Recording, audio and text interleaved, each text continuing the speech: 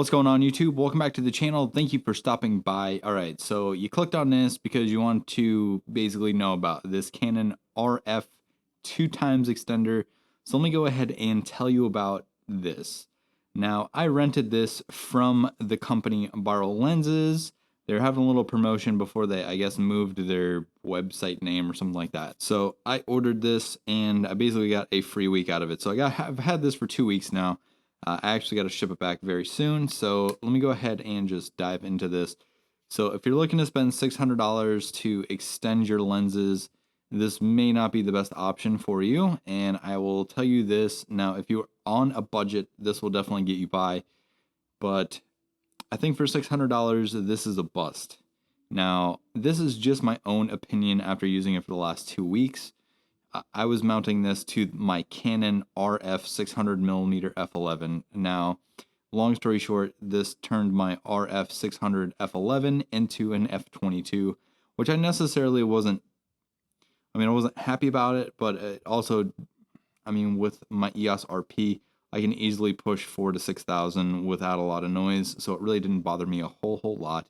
I mostly was using it to shoot like wildlife, and that was during the day anyways, so probably between the hours of like 3 and 6 o'clock. I still had plenty of daylight. When it did start to get darker towards like 6 and 7 o'clock, I did have to push the ISO up pretty high. Now, if you're trying to shoot like a bird or a squirrel, or you're just trying to shoot any sort of wildlife in general, if there is a dark scene behind it, you're definitely going to notice that this crushes pretty much everything. So you're going to have to either shoot at a faster shutter speed or bump your ISO up a whole bunch to expose for the shadows if that's what you're into. Now, I will say that this adds almost nearly a pound of weight to your camera system.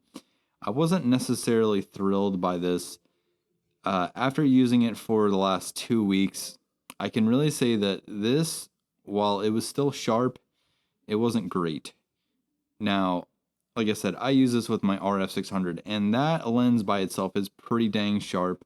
Even at an f11 at 600 millimeters, as long as you get something in focus, that lens produces a beautiful image. Now, this, I felt, while the extended range on that took it from 600 millimeters to 1200 millimeters, it just kind of softened the image. It wasn't super duper sharp. I did watch a couple of reviews before renting this, and I was like, you know what, I'm just going to go ahead and give it a try. And for the last 2 weeks, while it was good, I was a little disappointed that it did actually, in fact, kind of make my images a little bit less sharp. And I did a little side-by-side comparison between the RF 600 by itself and this attached to the RF 600. Now, I do just want to give a little side note real quick. If you plan on purchasing one of these, or if you want to rent one of these are only really for telephoto lenses. I can tell you this much right now. If you try to attach this to a smaller lens, like an 85 mil, or even like the 50 mils or something, like, it's not going to work. This piece of the lens, or this piece of the extender, I would say that's almost about an inch, sticks out. So it really is designed only for telephoto lenses. Now, keep that in mind. I did, however, try to stick this onto a few other lenses. So I was able to adapt my Laowa 100mm f2.8 macro onto this. That fit it. I also tried to use the Canon EF to RF adapter to attach. Now, I couldn't get that to work because of the way that is designed. So basically, when you go to put that on there, inside of the EF to RF on the back is like almost like a rectangular opening, and this is straight round. So you're not really going to be able to, well, I can't say you're not really going to be able to, you're not going to be able to use the EF to RF adapter on this, which is kind of what I was hoping for, because I had my Tamron 70 to 210 millimeter f4. I wanted to throw that on here so I could have gotten a 140 to 400, which I think would have been pretty dope. Not gonna happen. So if you are using a Canon EF to RF adapter, just throw that idea out of the window. I don't know if, like, Veltrox or Velo or some other company produces an EF to RF adapter that's just circular in design to fit over this. If they do, then that probably will work. I would say rent one of these first and try it if you have an adapter like that. But after the last 2 weeks of just renting this, I will say that I was definitely a little disappointed. While it was fun to play with, especially during the full moon and the lunar eclipse, I was very underwhelmed by this. And I had always been looking at one of these to adapt to my cameras just because I was like, it's a pretty budget friendly option if you don't have the money to go out and spend for like a 600 millimeter f8. You could have taken like a 300 millimeter f5.6 and attach that to this or something like that. You get what I'm saying? Or like a 70 to 210 millimeter and then adapt it. If you absolutely needed to use one of these, I would think that maybe in a professional setting, it's not the best option. But if you just want to mess around with one, maybe look for one of these used for, if you're really adamant about purchasing one.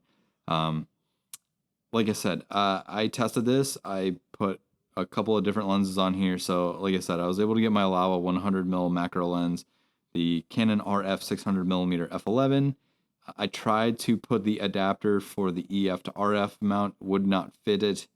And pretty much any other lenses that I had that were RF were very short telephoto lenses or wide angle lenses, like my Canon RF 51.8 allow a 14mm zero distortion wide angle lens. So definitely couldn't fit those on here.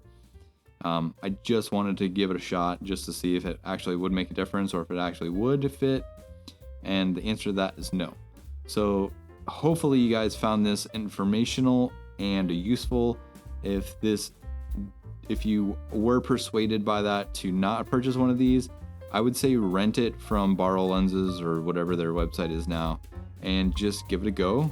Just try it out, man. I mean, you can always rent it, especially if you're in the United States.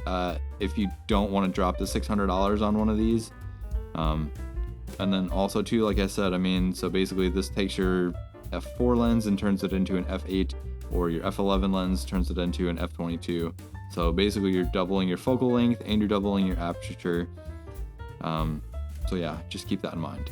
Well, I will say, like I mentioned, that this is pretty much damn near a pound. So if you planned on going hiking or doing something with this, you might just want to keep this in your bag until you put it on your camera, because this kind of started to kill my shoulder after a little bit. If you have a monopod, definitely throw this onto a monopod with your lens. Probably a little bit easier to carry around. But yeah, so that's pretty much it. I rented this for 2 weeks. It was good. It wasn't great. I was a little disappointed that it did soften my images slightly. Maybe not so noticeable on like social media, especially since the images on social media get compressed and are kind of small anyways. But if you wanted to buy one of these to shoot wildlife and then print them out or sell them as prints, you might be a little disappointed that they do soften the image. So you might have to do a little bit of extra editing in post to get them back to where your lens normally would be as sharp. So just take that into consideration. If you guys like this video, go ahead, give it a thumbs up, give it a like. If you didn't like this video, also give it a thumbs up. Hit the like button, hit the subscribe button, hit all the buttons. I'm Jordan, and I'll catch you guys next time. Peace.